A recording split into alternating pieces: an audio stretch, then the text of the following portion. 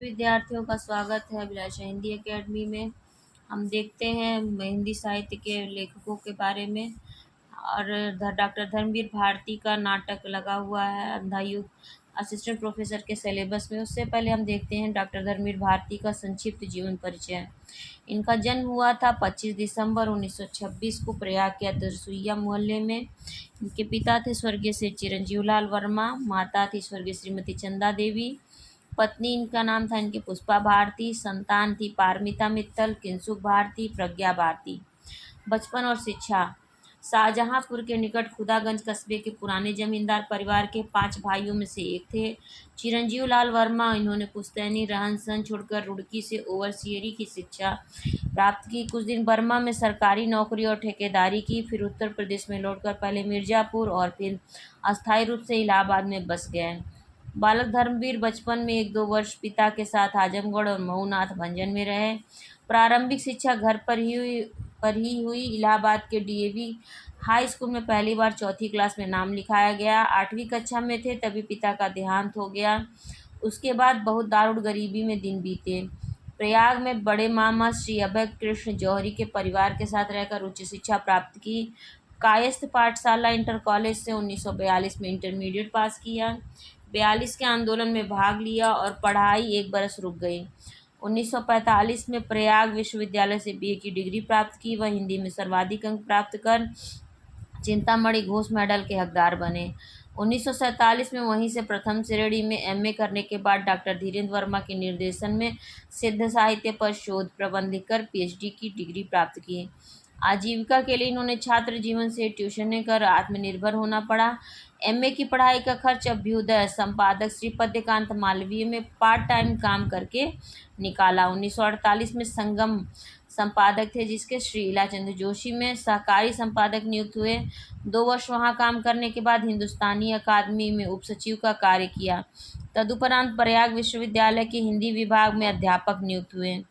1960 तक वहां कार्य किया। प्रयाग विश्वविद्यालय में अध्यापन के दौरान हिंदी साहित्य कोश के संपादन में सहयोग दिया। निकष पत्रिका निकाली तथा आलोचना का संपादन भी किया। उसके बाद धर्मयुग में प्रधान संपादक पद पर बम्बई आ गए। धर्मयुग हिंदी के सर्वश्रेष्ठ साप्ताहिक के रूप में स्थापित हुआ। 1987 में डॉक्टर भारती ने अवकाश ग्रहण किया। 1989 में हृदय रोग से गंभीर रूप से बीमार हो गए। गहन चिकित्सा के बाद प्राण तो बच गए किंतु स्वास्थ्य पूरी तरह कभी नहीं सुधरा और 4 सितंबर 1997 को देहावसान हो गया। नींद में ही मृत्यु ने वरण कर लिया। यात्राएं इन्होंने की थी।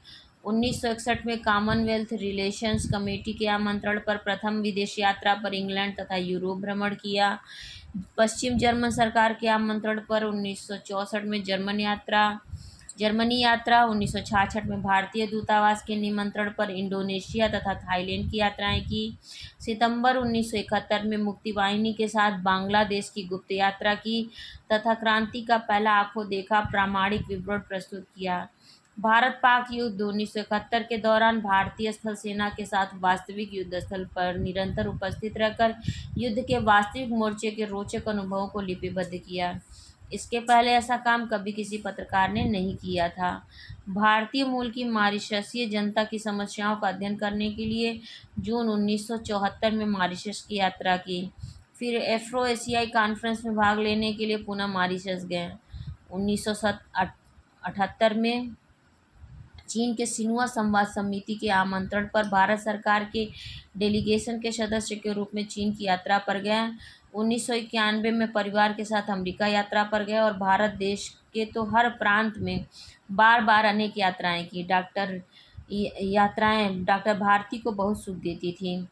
अलंकरण तथा पुरस्कार 1972 में पद्मश्री से अलंकृत हुए। 1997 में महाराष्ट्र राज्य हिंदी साहित्य अकादमी ने हिंदी की सर्वश्रेष्ठ रचना को प्रतिवर्ष 91,000 रुपये का पुरस्कार देने की घोषणा की। पुरस्कार का नाम है धर्मवीर भारती महाराष्ट्र सारस्वत सम्मान। 1999 में युवा कहानीकार उदय प्रकाश के निर्देशन में साहित्य अकादमी दिल्ली के लिए डॉक्टर भारती पर वृत्त चित्र का निर्माण हुआ। अनेक पुरस्कारों में से कुछ इस प्रकार हैं। 1997 में संगीत नाटक अकादमी के मनोनीत सदस्य। 1984 में हल्दी घाटी श्रेष्ठ पत्रकारिता पुरस्कार महाराणा मेवाड़ फाउंडेशन द्वारा।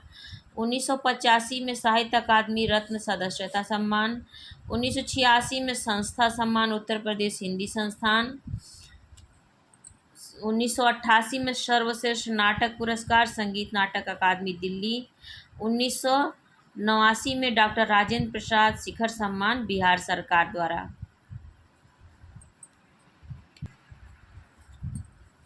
1989 में गणेश शंकर विद्यार्थी पुरस्कार केंद्रीय हिंदी संस्थान आगरा द्वारा। 1989 में भारत भारती पुरस्कार उत्तर प्रदेश हिंदी संस्थान द्वारा। 1990 में महाराष्ट्र गौरव महाराष्ट्र सरकार द्वारा। 1991 में साधना सम्मान केडिया स्मृति न्यास। 1992 में महाराष्ट्राच्या सुपुत्रांचे अभिनंदन सम्मान बसंत राम नाईक प्रतिष्ठान। 1994 में व्यास सम्मान के बिरला फाउंडेशन द्वारा। 1996 में शासन सम्मान उत्तर प्रदेश हिंदी संस्थान द्वारा।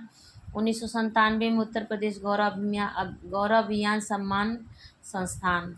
प्रकाशन इनका हुआ था कहानी संग्रह है मुर्दों का गाँव 1946, स्वर्ग और पृथ्वी 1939, चांद और टूटे हुए लोग 1955, बंद गली का आखिरी मकान 1969, सास की कलम से समस्त कहानियाँ एक साथ, ये 2000 में प्रकाशित हुई थी। कविता है इनका ठंडा लोहा 1952, अंधा युग 1954, 7 गीत वर्ष 1959, कनुप्रिया 1959, सपना बीबी 1993, आद्यंत 1999। उपन्यास है इनके गुनाहों का देवता 1939, सूरज का 7वां घोड़ा 1952, 11 सपनों का देश प्रारंभ व समापन 1960, निबंध है इनके ठेले पर हिमालय 1950, पश्यंती 1969, कहानी अनकहानी 1970, कुछ चेहरे कुछ चिंतन 1995, शब्दिता 1997, रिपोर्टिंग युद्ध यात्रा 1972, मुक्त क्षेत्र युद्ध क्षेत्र 1973, प्रगतिवाद एक समीक्षा 1949,